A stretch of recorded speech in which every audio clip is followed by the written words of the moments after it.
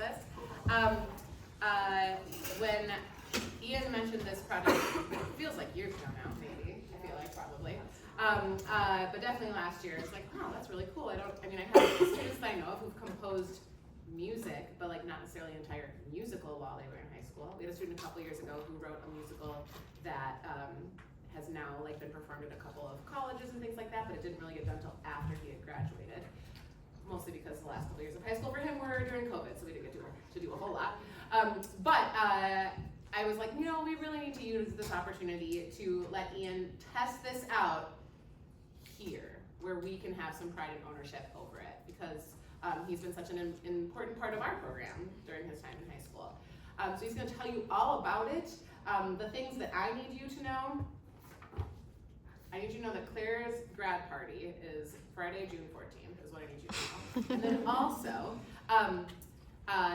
this is like, there's a lot of people interested, which is great, and there's even more people who aren't here right now.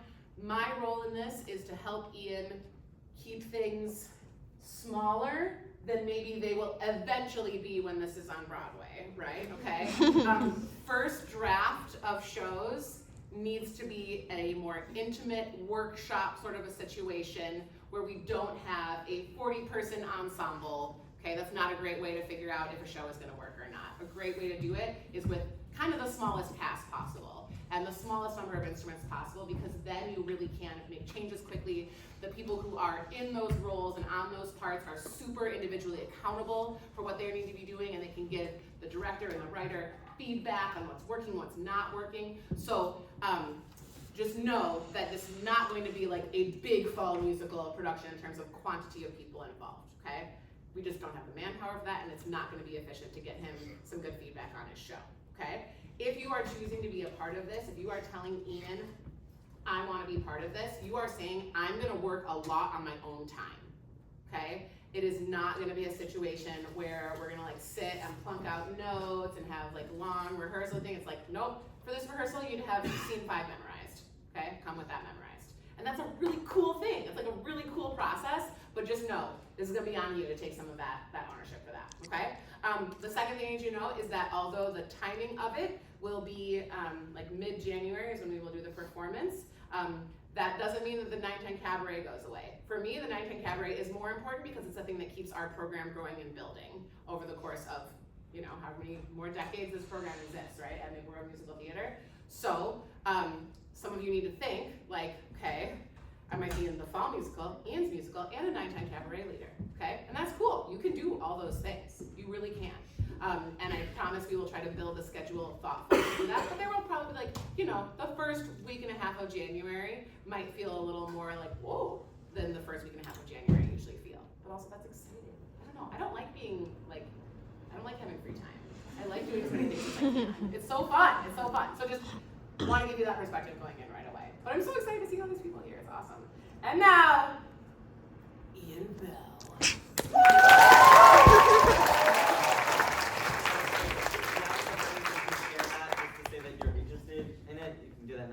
But I wanted to also say about like the workshops, same thing that Hel said, like kind of on your own time, but I'll have a lot of resources. I'm moving currently all the scores and stuff from MuseScore to Finale, and that works with, what is it now? It's Make Music. Oh, it is now Smart. But I know it's like troubling to work with, but you can hear your own part. I should do that for like every instrument, and I think maybe vocals as well. I'll see how that works with it, but I guess we can just get into it. That was like my main thing about resources.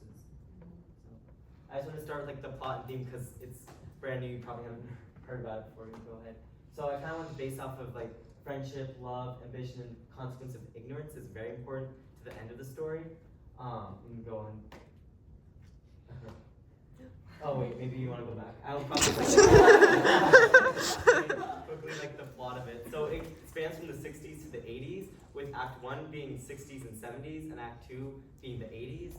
So I rehearse this a lot different, but I'm gonna make it much shorter. In the 60s, we do for like 2 songs where we just kind of get to know the background of every character and how they met.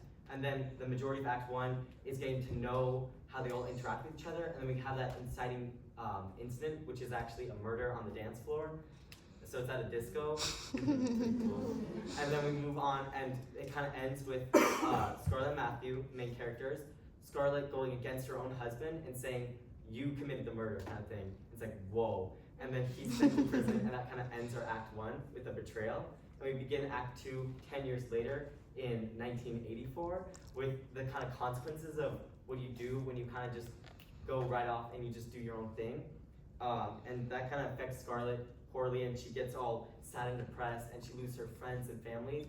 But she eventually goes to her house and she's tearing things apart, and then realizes, oh, why did I do that? And she finds evidence hidden beneath everything that actually proves Matthew's innocence. Then she goes and she gets the other people that, oh, this is getting complicated. It's just funny because we all just clicking for any slide. Oh, no, go back, go back! Aw, dun.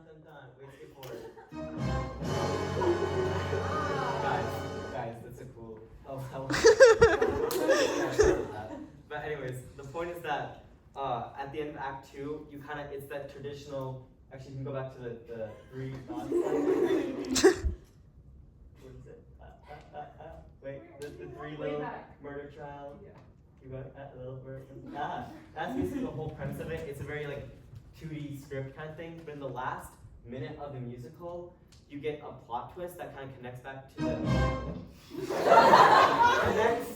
the ignorance part, where throughout the whole story we've been convinced of one side of a story, and at the very end we kind of go back to 1974 as like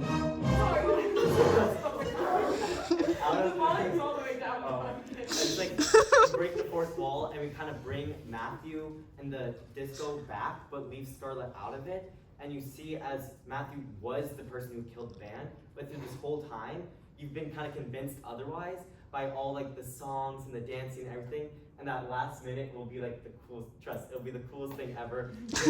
We bring back the disco song, but now as this like rock, it's just, it's like a, I think we can play it, can't we? We'll play it at the end. But it's this cool rock piece that kind of brings the main melody back one last time. And then it closes with Matthew going back to Scarlett, but now with like kind of like, I don't want to do like real bloodiness, but kind of like worn out costume as they rejoin, and Scarlett blissfully unaware of what has actually happened.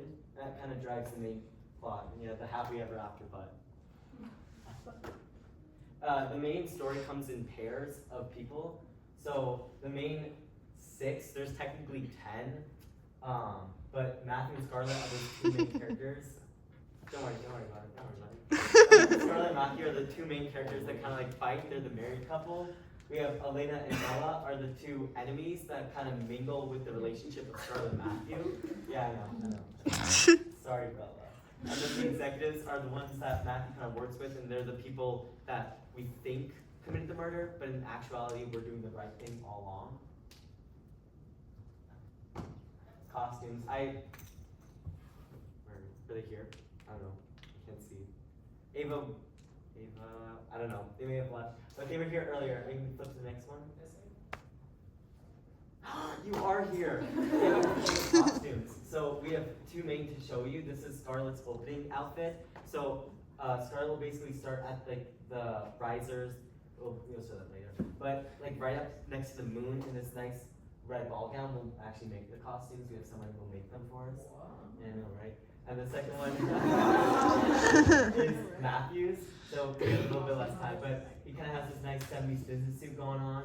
And the whole vibe is that the fashion in it kind of plays its own character, with everyone being, some people are really fashionable, while others are kind of out of it, and you can see that in their characters. Wait, go back to Scarlett's. I like Scarlett's. Oh, I think that's what people appreciate. Oh. What? I am Isn't that nice. You can go on. So for the 70s, I kind of wanted to do like a restricted color palette, sticking with like the colors of and the themes of like blue, red, black, white, and kind of this whole disco vibe in a much darker theme. But when we jump to the 80s, for yourself, I want to see if we can use, I've already talked to some tech people, but seeing if we can use lasers and LED lights, and it kind of creates that powerful, sharp dynamic with much more colorful lights. And this one is kind of the way we use it in the on-track, the opening to Act 2. Because no one wouldn't really know how Act 2 works, because no one else has seen it. But it's been all like kind of Broadway acoustic instruments, and as soon as you enter Act 2, it's electric guitar, bass, electric drum set. We're gonna bring an electric drum set for it, and synth. Where's Topher? You know, electric drum set. And then you're gonna have these like, the red lasers will just basically blind the audience. So. And then I just on set during school today because I got to. But basically, it'll be consisted of, we'll have to like work with 19 Cabaret. So we'll basically make a modified version of a 19 Cabaret set with risers and blocks to kind of build levels to it. And then figure a way to make a boom that glows. But that'll kind of be at the top of the set, and hopefully my goal is it can like gently sit on it, so that Scarlett can start the musical and end the musical, sitting in a red dress on a red moon. And this kind of explains it better. There'll be a city like silhouette with the stairs that you see on the side during like 19 Cabaret. It'll be all much more decorated, and then kind of stairs leading down to the main stage that we can do dancing on. And this is the main idea. We'll have the pit sit in the silhouette of the moon, so when it becomes 19 Cabaret, you don't have to move a lot of stuff. But basically, the pit will sit so you can always see them right behind the city skyline, and then the top risers, stairs, and the main stage. Oh, and then for auditions, the band will be given sections of music that's harder to do. So drum set will have like solos and fills that are key to the musical, and saxophone will have its many solos they'll have to do. And for cast, they'll probably just send in a video that's like 90 seconds of your favorite song that you think shows your vocal skill. I think that's the same QR code as earlier. Hmm? What? Oh, I didn't really get to talk about this part. How interviews work. I would just have, just gonna talk this out in front of you. I mean, if you want to talk to people in person, you could schedule a little like, Zoom calls with them or FaceTime with them if you want to talk in person. Otherwise, I would just make like an application form. Yeah, we could. We'll probably just do both. We'll probably make an application form and stuff. Or we could make them sing and dance too. And then basically, a simple timeline I was thinking was auditions in like mid-June this year, and then it'll basically be done over the summer. Sorry. And then it'll be staged in early January, I think it is when we'll actually get time to go on stage and put together a small set right before 19 Cabaret. Yeah, So- we got a lot of the pre-work done over the summer, and then a couple of check-ins throughout the fall just to make sure things are still rolling along. Again, this is like kind of on your own. It'll be off-site, won't be here at the school. And then once the fall musical is over, we can start having a little bit of stage time. But again, it's not like we're putting on Yeah. a big, chaotic thing. It needs to be something that's easily transferable from like, someone's living room to just a larger version of a living room on our. And on we'll our actually find spaces outside that are more stage-like. We're still thinking of ideas of where to go, but we'll probably have it maybe on a community stage, just to like test what it's like on a real stage before we go to our own. But I think that's it, right? Is that the last slide? Oh yeah. Questions? I just also want to say that my favorite projects that I worked on in high school in terms of music things were things that my directors weren't a part of. It was things that my friends and I pulled together because I just always felt so proud that we did that, right? So I am excited that you will have this opportunity to show everything that you've learned, right? You're like, yeah, no, we can put something together. We don't need all those old people, right? We can make something really awesome. So, again, it's looking for people who are willing to take on that responsibility, because this is something that Ian's already put so much time into, a number of other people have already put a lot of time into, and we want other people who are willing to match the energy that they're already giving.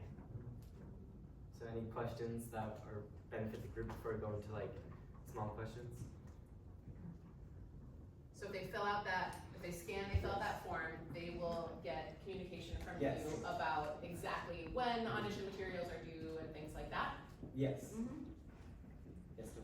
Expectations for amount of rehearsal this summer, frequency? I was thinking weekly or in the middle of the summer where it's most people aren't doing anything, especially with marching band. I think that runs, it won't be intersecting in sports and vacations. You can just talk to me, so that I'm just another student. I can work with you a lot closer. And we can figure out, it'll be flexible. We can bring in half a cast, half a pit, or one-on-one, or full group kind of thing. I was thinking mostly 2 times a week or 1 time a week, and especially during the fall, it would almost slow down to once every 2 weeks kind of thing to just check in and do almost like a 6-prober run through, just to make sure it still works. If you know all your music, once we're actually like here on site, it'll go fast. Bring it all together. And a lot of like the rehearsals can just be like Ian working with certain instruments or Ian working with the cast ensemble that they're working on. So pretty fast. Yes. Are both characters the same? I think so, yeah. They should be the same. Yes. There you go back. Anything else? Yes. Who's the like directing team gonna be? So is there like a? Is it all just you doing like vocal directing? I think I might bring in other students that can like help disperse the tasks of it. It's tricky because it's like it's in him, Yeah. right? But I have You to, know, and so I don't know a lot of people who on their first run of a thing that they've written like wholly hand it over to somebody else, right? But hopefully you can find. I'll probably find people, someone who's really strong with cast and someone who's really strong with tech, because I work best with PIT, but I'll still obviously be in all sections, but I'll probably have 2 other people that work closely with me, who'll help most with the other groups. Yes? How will we have access to like the material, like the audition pieces? For audition, well, you can pick whatever you want, but you basically have, or actually rephrase the question. Like for people, not necessarily cast, but like people, especially tech, because you're gonna be giving them the Mhm. pieces from the musical. Yeah. Where would they find that? That he's gonna email all that Yeah, to you. so when you fill out that, I'll email it, and then there'll actually be a Google Drive, I already made it, and I'll just add everything to it. It has all the information, I'll have every single costume, all the set designs, all the scripts, librettos, everything that you need for the show.